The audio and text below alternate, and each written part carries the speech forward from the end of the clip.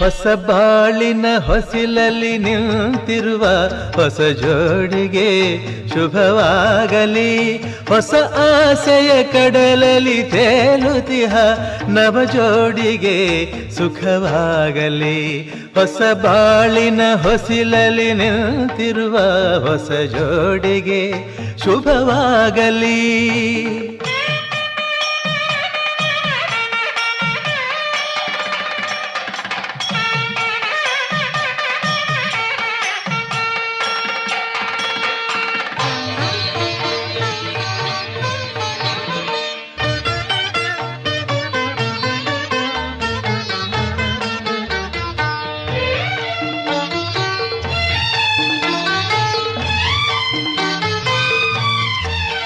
ಆ ಸ್ವರ್ಗದ ಬಾಗಿಲು ತೆರೆದಿದೆ ಇಂದು ಈ ಶುಭ ವೇಳೆ.